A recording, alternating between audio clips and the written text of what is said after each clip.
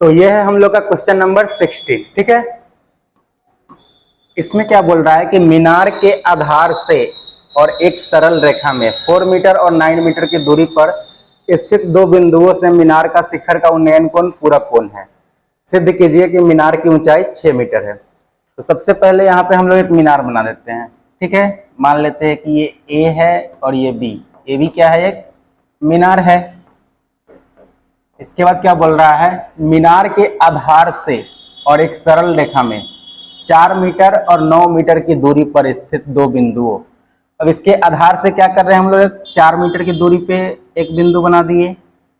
ये है distance 4 metre. उसके बाद क्या बोल रहा है कि इसके आधार से 9 मीटर के डिस्टेंस पे, तो ये हो गया हम लोग का ये सी पॉइंट और ये हो गया हम लोग का डी पॉइंट। बी से लेकर सी तक कितना है? 4 मीटर। और बी से लेकर डी तक कितना है? 9 मीटर। इसके बाद आगे क्या बोल रहा है?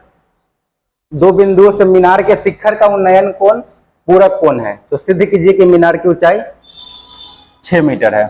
यहां से इसका उन्नयन कोण सी पॉइंट से और डी पॉइंट से, ये क्या है? पूरक कोण। पूरक कोण होता क्या है? जब दो कोणों का योग कितना हो? 90 डिग्री। हम लोग मीनार की ऊंचाई को क्या मान लेते हैं? h। माना कि मीनार की ऊंचाई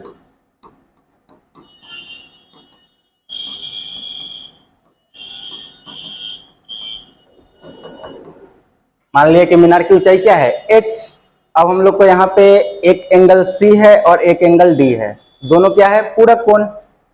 एंगल C तथा एंगल D दोनों पूरक कोण है। पूरक कोण है। अब पूरक कोण होता क्या है कि अगर एक एंगल थीटा होगा तो दूसरा क्या होगा? 90 माइनस थीटा, क्योंकि दोनों का सम कितना होता है? 90। माना कि एंगल सी क्या है? थीटा। माना कि angle C equal to theta, इसलिए एंगल डी कितना होगा? 90 माइनस थीटा, क्योंकि दोनों का सम कितना होता है? पूरक कोण में क्या होता है? पूरक कोण का योग 90 डिग्री होता है। तो एक को अगर हम लोग थीटा मान लेंगे तो दूसरा 90 माइनस थीटा हो जाएगा। तो एंगल सी को हम लोग क्या लिए हैं? थीटा। और ये क्या हो जाएगा? Angle D 90 minus theta. अब यहाँ पे हम लोग के पास कितना ट्रायंगल बन रहा है? टोटल दो, ए बी सी और दूसरा ए बी डी। इस थीटा के ठीक सामने ये क्या हो जाएगा हम लोग का? परपेंडिकुलर यानी कि लंब। और ये हो जाएगा छोटा वाले के लिए आधार और ये हो जाएगा बड़े वाले त्रिभुज के लिए आधार। इसमें भी हम लोग कौन सा एंगल लेंगे? एक बार थीटा और एक बार 90 माइनस थीटा। लंब और आधार, लंब और आधार का रेशियो किसमें होता है? 10 में।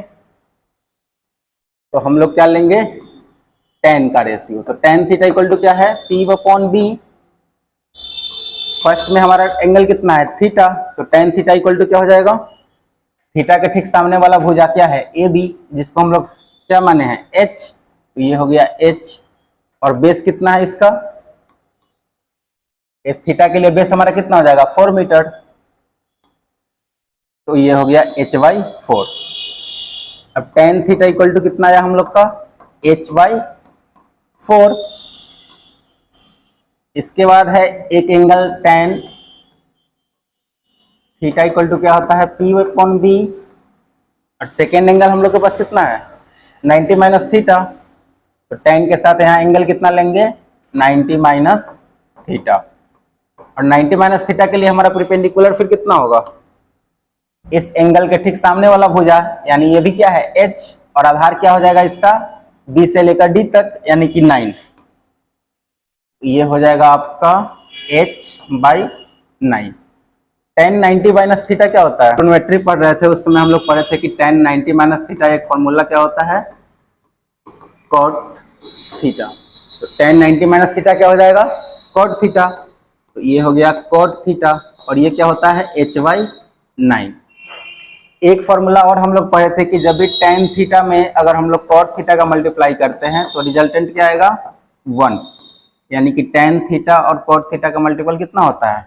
1। तो यहाँ हम लोग का टेन थीटा है HY4 और कॉट थीटा कितना है HY9। तो यहाँ पे लिख देंगे, क्योंकि हम जानते हैं कि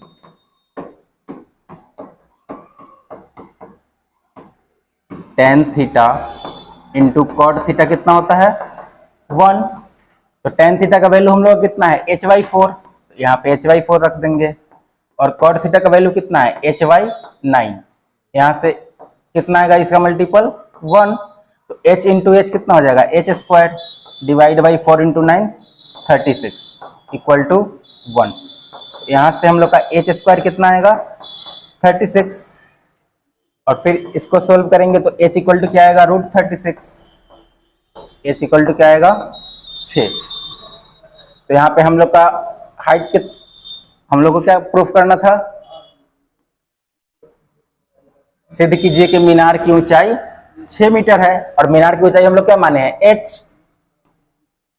तो हम लोग का मीनार का ऊंचाई h कितना आ गया 6 मीटर। मीनार की ऊंचाई 6 मीटर प्रूफ हो गया।